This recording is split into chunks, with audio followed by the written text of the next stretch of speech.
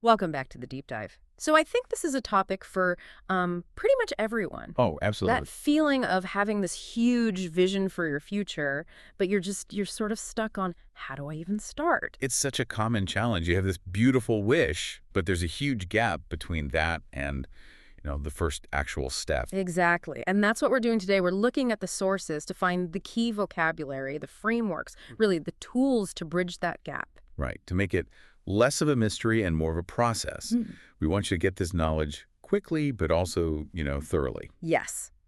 Our mission today is to give you that mental toolkit. We're going to unpack the difference between a dream and a goal, look at the language you use, and introduce a powerful framework for success. It's about moving from hoping for someday into actually planning for today. Okay, so let's start with that foundation. We tend to use the words dream and goal almost interchangeable, We do. but the sources we looked at are really insistent that the first step, the real starting point, is to separate them. And that separation it's everything. Think of a dream as the raw emotional fuel. Okay. Something you really want. It's driven by these big feelings that, make your heart feel warm. It's inspirational. So you'd say something like, I dream of living by the ocean. Exactly. Or, my dream is to write a book.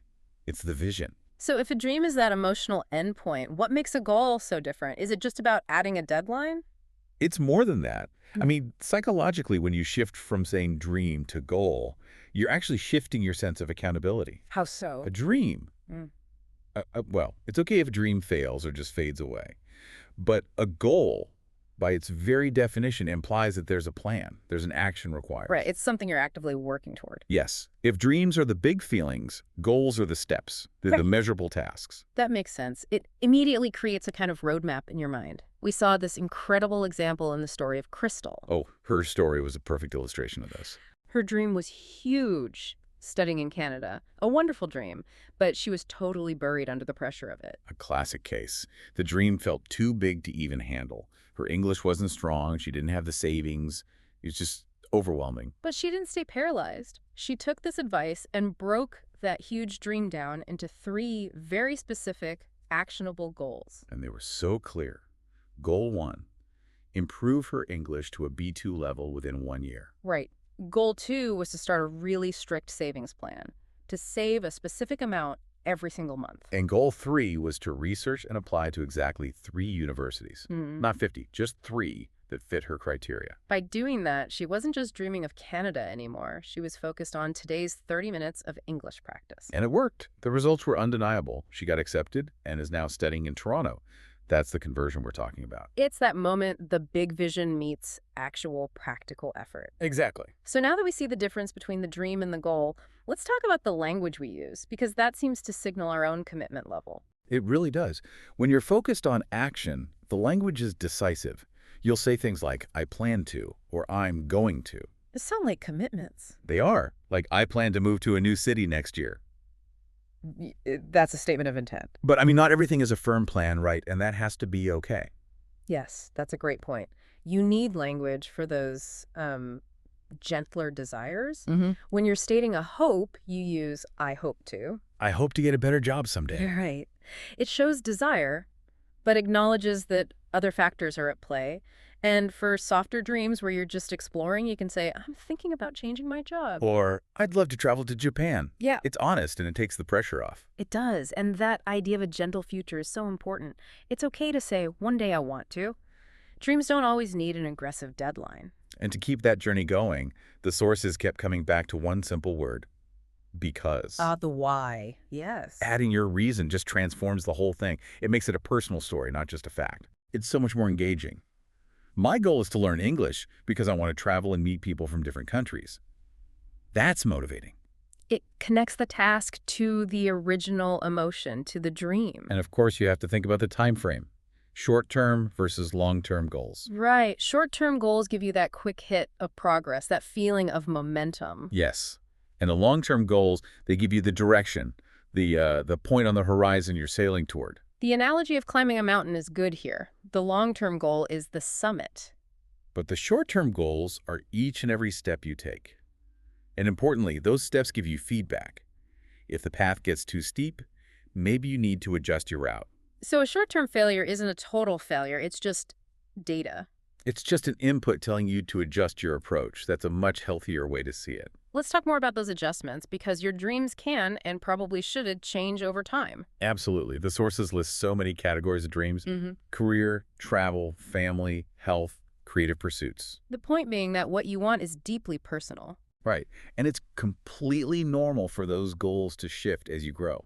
It's actually a sign of growth. You should feel empowered to say, I used to dream of being a doctor, but now I want to be a writer. And sometimes the dream doesn't die, it transforms. Which brings us to that incredible story about Jesse from Brazil. Yes, his story is such a powerful example of this. His life's dream was to be a professional soccer player. He put everything into it, his whole youth, all his energy. And then at 18, a serious injury just stopped him cold. The path was gone. It's devastating. That kind of loss can feel like the end of everything. But what he did next is what's so instructive. He asked himself, what's at the core of my ambition here? Exactly. It wasn't just about being a player. It was about his connection to the game. So his determination didn't vanish. It just changed direction. He repurposed everything he'd learned and became a coach for young players. And now he has a thriving team. He found a new path up the same mountain. The key question he asked is one we could all use. If my original plan is blocked, what else is possible? That's resilience, and that leads us perfectly into the practical side of this, the actual execution. This is where the SMART framework comes in. SMART goals. It's a classic tool for a reason. It's so valuable because it just forces clarity. It takes the emotion out and puts logistics in. So let's break it down. S is for. Specific. It has to be crystal clear. No vagueness. Right. Not, I want to be rich, but... I want to increase my passive income by 10% this quarter. Something like that. Okay. M is for measurable. You have to be able to track your progress. Yes. I'll practice English for 30 minutes every day. Yeah. You know, if you did it or not. Then A is for achievable. This seems to be where a lot of people trip up. For sure. It has to be realistic. You have to be honest with yourself. Speak perfect English in 1 week is not achievable. It's just setting yourself up to fail. R is for relevant. This connects back to that why we talked about. Exactly. The goal has to actually matter to you personally, not to your friends, not to society, to you. And finally, T is for time-bound. It needs a deadline. Now, this is the one I have a question about. Doesn't adding a strict deadline sometimes create a lot of stress? That is an excellent point, and the sources really highlight this. The T shouldn't be seen as this rigid, scary deadline. So what is it then? It's more of an anchor point for accountability. If you miss it, you don't just scrap the whole goal. You go back, you review the A, was it achievable, and you just set a new date. So the framework isn't static. It's meant to be iterative. Precisely. In fact, a lot of modern frameworks add another E and an R to make it SMARTER. Okay, what do those stand for? E is for evaluated and R is for reviewed. Yeah. You don't just set it and forget it. You come back to it maybe every month, and you review its progress and its relevance. That allows for that flexibility we were talking about for things like Jesse's injury. Exactly. So let's put it all together in one example. Instead of, I want to speak better English. A SMARTER goal would be, I want to be able to hold a 10-minute conversation on current events. That's specific and measurable. By December 31st, time-bound. This is achievable because I can dedicate 3 hours a week to it, and it's relevant to my career. And then you add the final step. And I will review my progress on the 15th of every month. That level of detail is what makes all the difference. And the simple action tip is just write it down. Writing it down makes it real. But even with a perfect SMART goal, you're going to hit obstacles. That negative self-talk, like I can't travel because I don't have money, is so powerful. It is. We have to reframe obstacles as challenges, not as stop signs. That statement, I can't, it's passive. So you have to change the language. You have to ask, how can I? That forces you into an active, problem-solving mindset. Instead of being paralyzed, you start using these resilient phrases like, it's financially challenging, but I am determined to find ways to save. Yes, or I'm finding ways to carve out 10 minutes for practice.